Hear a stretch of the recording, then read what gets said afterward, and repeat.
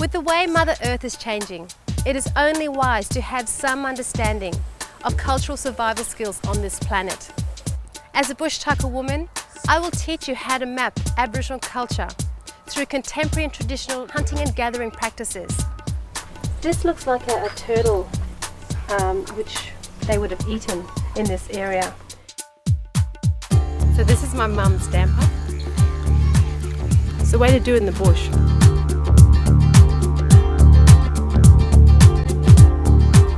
I'm going to take you on an exciting new journey around Australia to some of the most spectacular locations to meet some amazing people.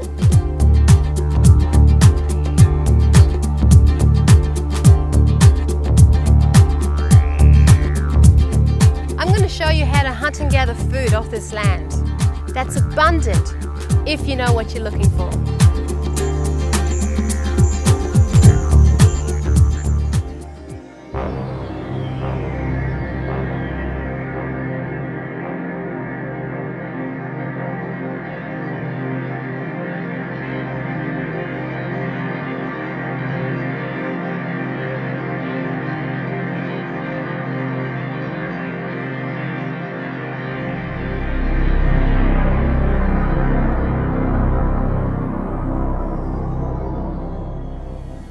I'm Samantha Martin, and welcome to my Bush Tucker Adventures. I'm going to take an exciting new journey through the Sunshine Coast region.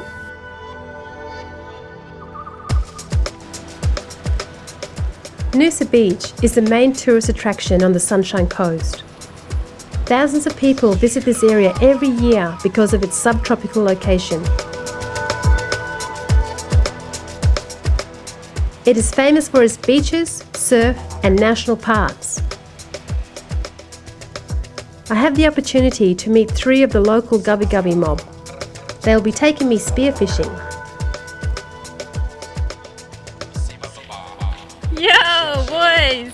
Grant, hey. Lyndon, Shannon, you guys ready to go hunting? Yeah, let's do it. Alright, let's go. Cool. I'm here at the National Park with Brent, Lyndon and Shannon. You guys are a Gubbi Gubbi language group. Tell me a little bit about your mob and what did you guys hunt and gather from this area?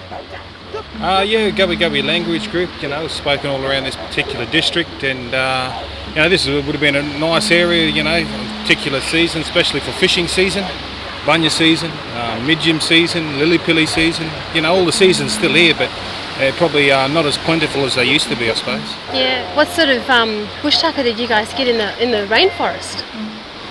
Yeah, we got a lot. We had little berries.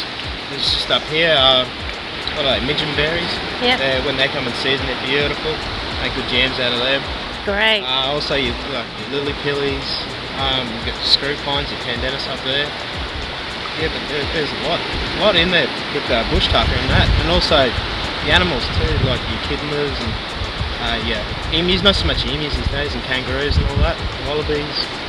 So yeah, it's a very plentiful area. We love it here. Wonderful. How beautiful. I mean, you live in the most beautiful area of the Sunshine Coast, and you got the water there, you got the rainforest. I reckon let's get in and see what we can catch, eh? Yeah, I'm starting. Yeah, let's do it. Okay.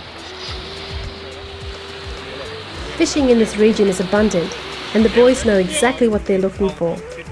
I get the chance to practice my skills at throwing a spear, Gubbi Gubbi style.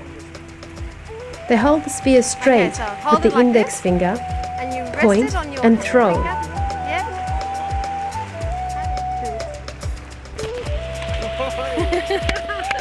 For a first go, I did very well. The other boys also practice their skills and have fun doing it. Lyndon spots a school of fish, has a direct hit, and looks like he got one. Good catch, Lyndon! Good catch! Okay, Lyndon and the boys went out, showed me how to spearfish some of the fish out here. We caught a hussa fish, and we're going to take it back and cook it on the coals or something. Cook him up. Cook him up, yeah. They're really beautiful fish, and it's just plentiful at the moment. This is the Sunshine Coast area, and it's just teeming with wildlife and teeming with really amazing fish. And these guys still practice their traditional way of hunting. It's really important that they keep this culture alive. It's a really strong culture, and you boys are doing a wonderful job with your traditional, dance and the way you guys portray the Gubbi Gubbi mob. You should be really proud of that. Thank you for inviting me onto your country. The Gubbi Gubbi boys are well known for their traditional dancing in this area, telling their traditional stories through song and dance.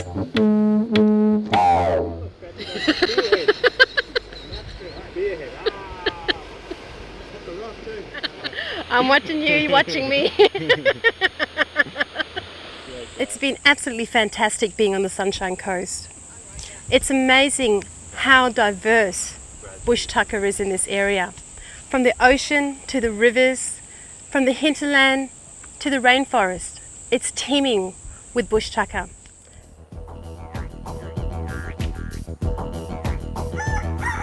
The next morning, after a good night's sleep, I am on a bit of a mission. The Message Stick vehicle is my home and production vehicle and has travelled to many Aboriginal communities around Australia. I heard there's a lady called Dale Chapman who lives in Pomona. She's a chef and she specialises in cooking with native herbs and spices, and this should be really good.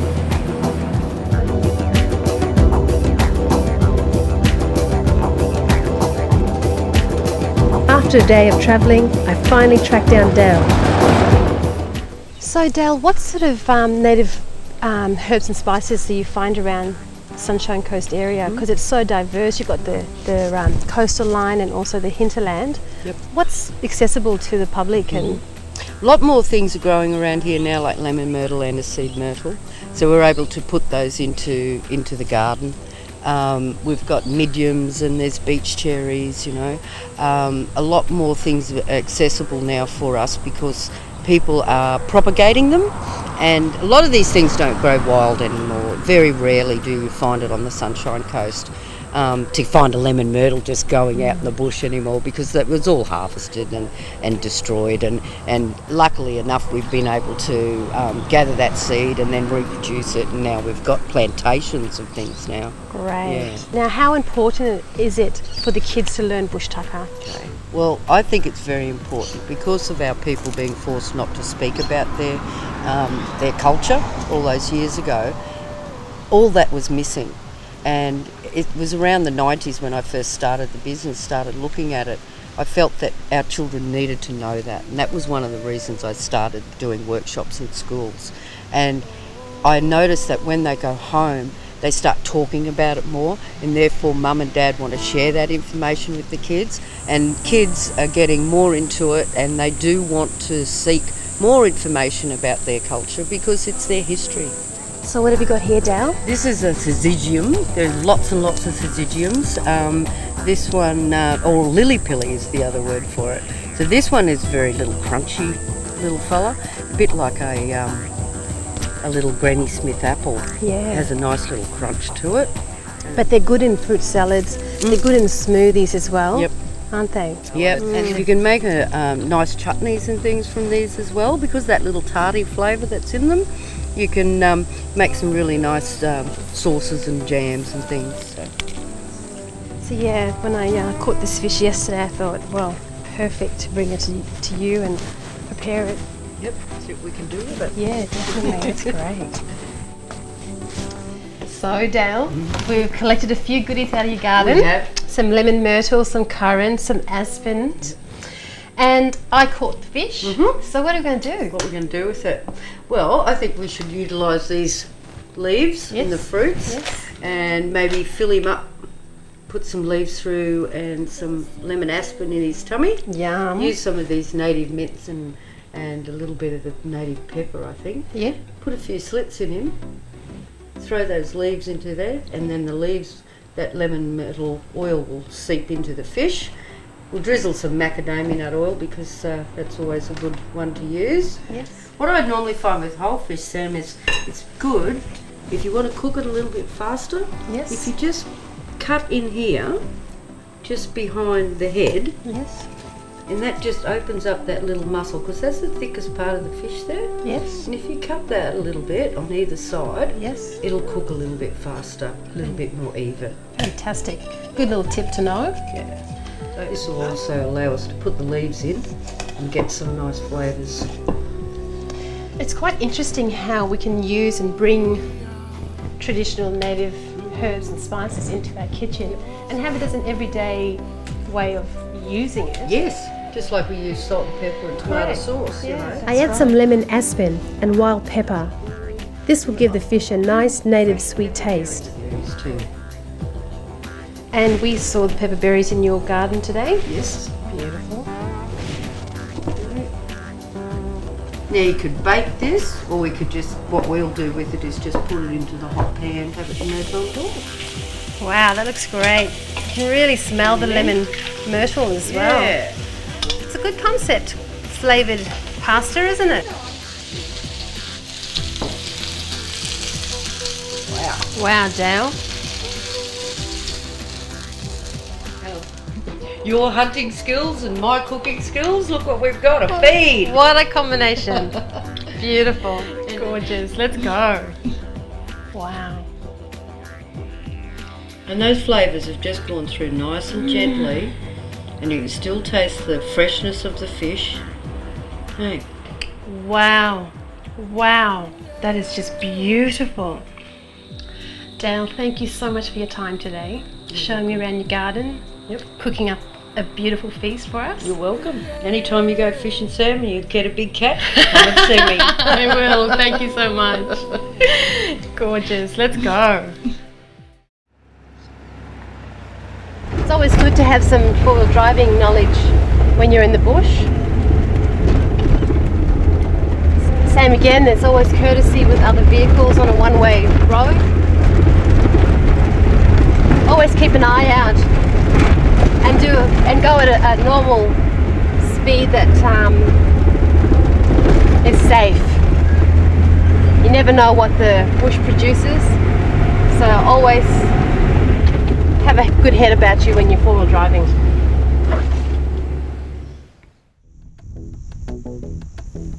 The next day, I went out collecting oysters off the rocks. It's my favourite saltwater bush tucker. Today it's a bit overcast. The wind's up, but the tide's low, so it's a perfect time to go out and collect oysters. It's not too hot either. So I've just discovered this amazing rock that is covered with oysters, and I'm going to go out and have myself a feed.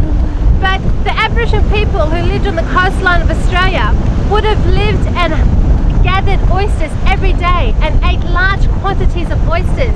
That's why along the beaches you'd find mittens of any sort of shellfish. So today I'm going to have myself a feed of oysters. The tools I'm using today to collect some oysters is simple: a hammer and a screwdriver. Easiest way to collect oysters. Just tap the top of the screwdriver with the hammer and it lifts straight off the rocks. To crack it open, just tap on the lid and it pops straight out. Easy.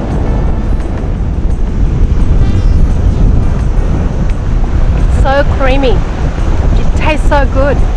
It's fresh. Shellfish has been a staple diet for Aboriginal people for thousands of years, which are high in iron and protein. There are many ways to eat oysters, either straight off the rocks or on the coals, or even gourmet style. I personally like eating them any way they come. You can taste the goodness. It hasn't taken me long to fill my basket.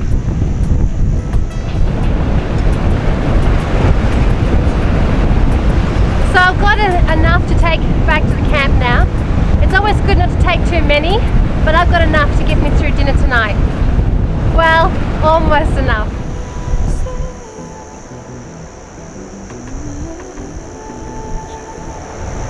I've just come across wild figs. I used to eat these when I was little, and it's growing really wild here. I'm going to have a taste of it and see what it tastes like. So it looks like a little fig you'd buy in a shop. Same texture.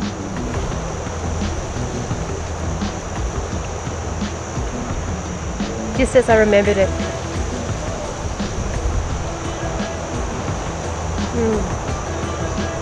Very gooey, has the seeds in the middle, very sweet as well, really delicious. Wild sandpaper fig.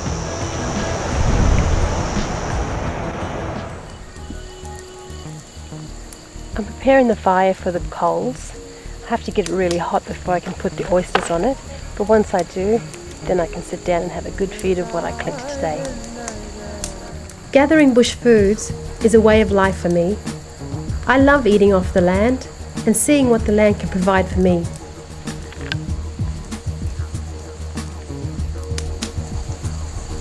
It's best to cook the oysters on the coals.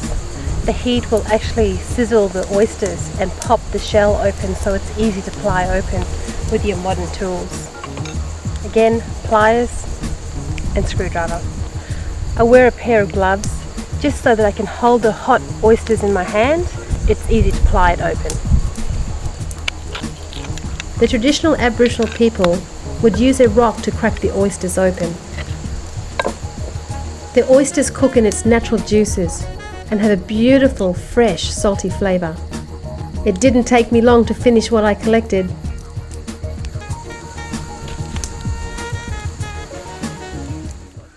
I'm here with the Beasley and the Gee family. We've been invited up here to talk to them about hunting and gathering on their traditional land. They are the Cubby people, and they do practice their traditional way of hunting and gathering, as you'll see later on. I'm here with Manuel Beasley. Manuel is a traditional Cubby person, elder from this area, and I believe you did quite a lot of hunting in your time. Yeah, we did a lot of hunting, with my family and uncles and aunties. One, what I really remember is when they used to moonlight nights. They used to ride out in the bush on horseback with sack bags, picking up these porcupines. Yeah, then have a big feast the next day. And I guess the food that you would have eaten was so good for you. I mean, it makes goes your mouth water right now.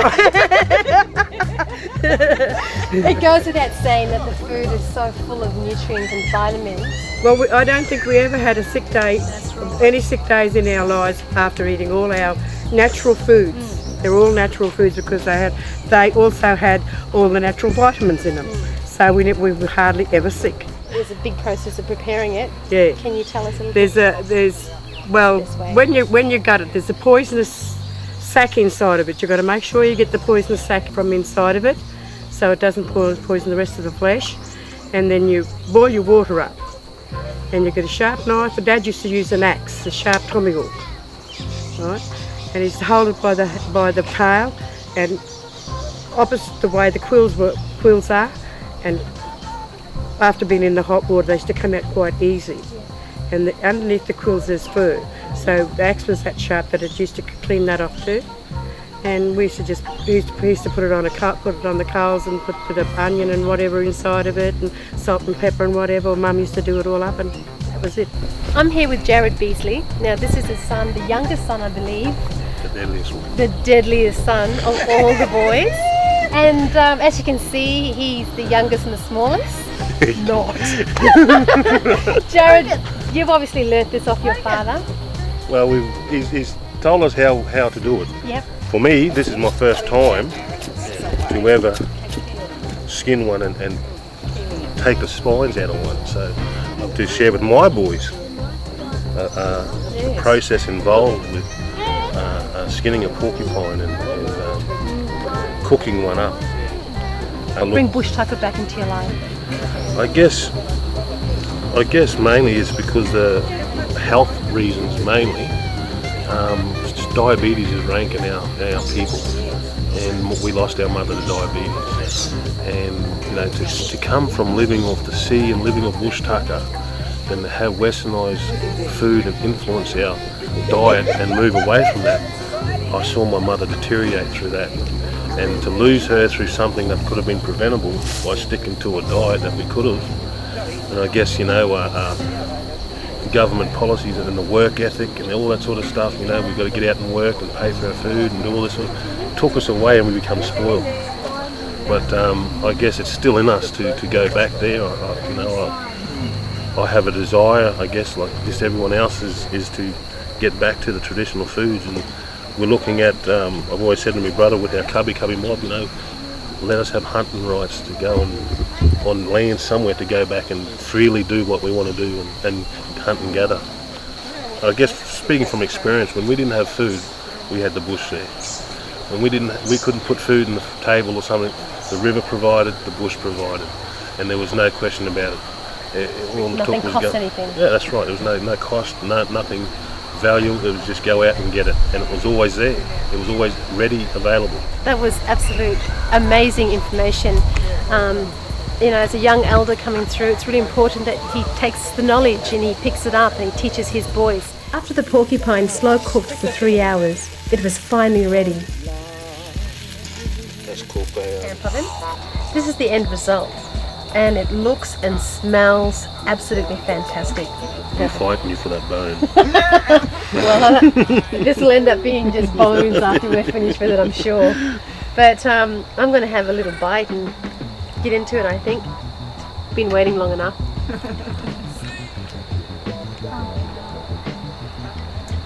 Wow. It has a roast beef texture, It does. like a roast lamb. The texture's like lamb, the flavour's a bit like lamb. But,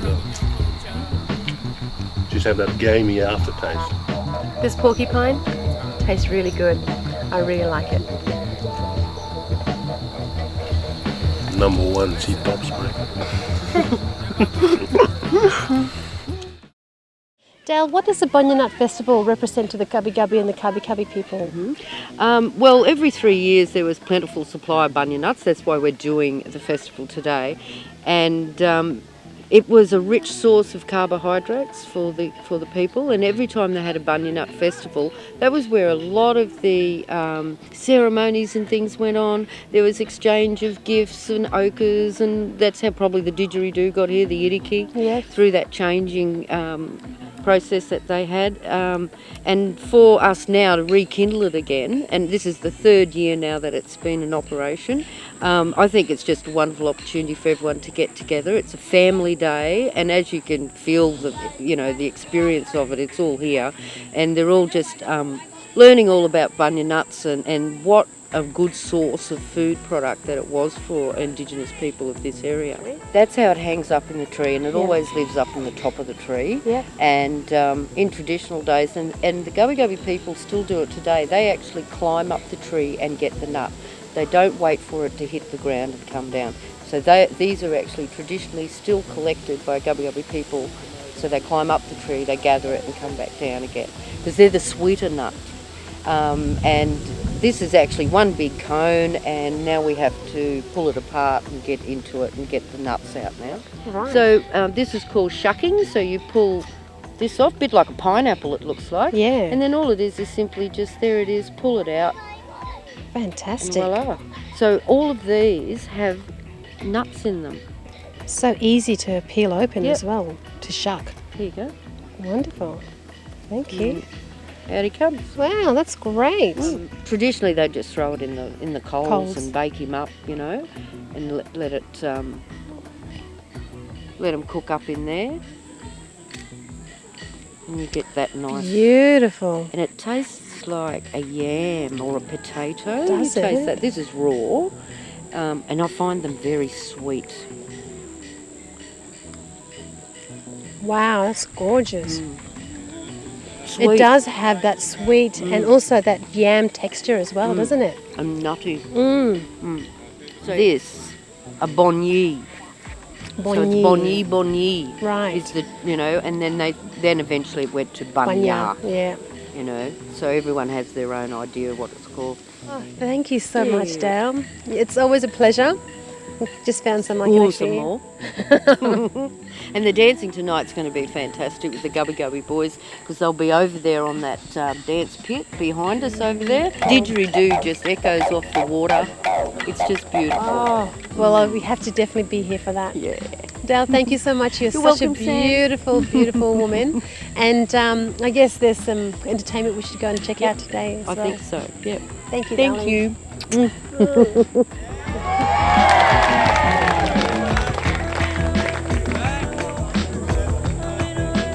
the day's panning out beautifully. Behind me, they're having the bunya nut throwing competition. So I better just be wary because otherwise I'll probably wear one of those bunya nuts. But if you can see, there's a hole and I think everyone's aiming for the hole. There's a competition I think I might have to enter. Oh, it looks like fun. Here we go.